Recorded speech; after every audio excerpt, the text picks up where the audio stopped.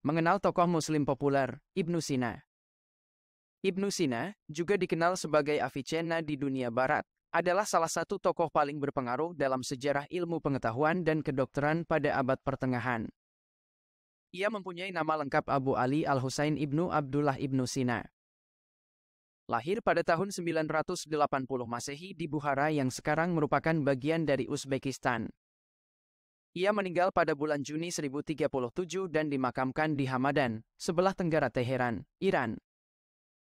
Pada tahun 1950, makamnya diperbarui dan diubah menjadi museum yang dilengkapi dengan perpustakaan dengan ribuan koleksi buku. Selain dikenal sebagai seorang filsuf, Ibnu Sina juga dikenal sebagai seorang ahli dalam bidang kedokteran. Sejarah intelektual Ibnu Sina tercatatkan dalam 450 judul tulisan, namun hanya 240 judul yang selamat hingga kini. Ahli kedokteran.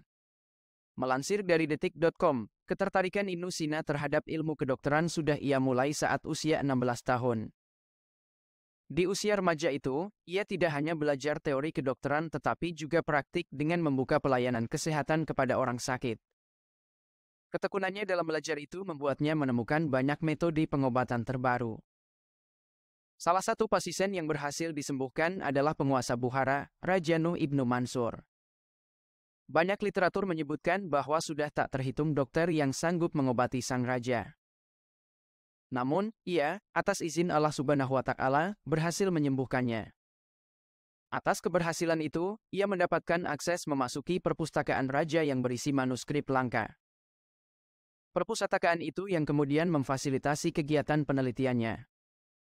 Karya Ibnu Sina.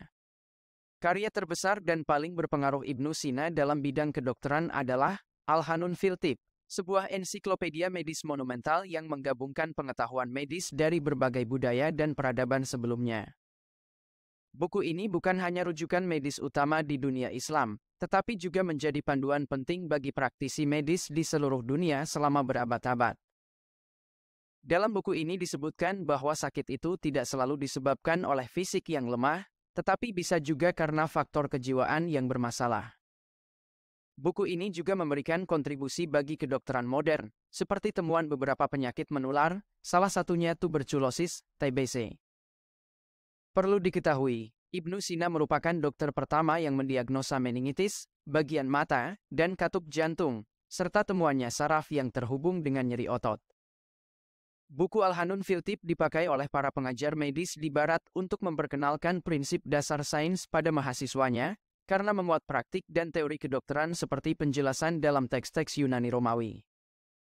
Selain Al-Hanun fil Tibb, beberapa karya Ibnu Sina yang masyhur adalah Kitab Al-Shifa, buku penyembuhan.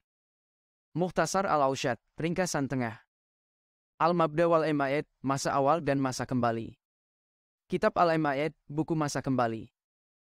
Al-Arsyad Al-Kulliyah, observasi umum.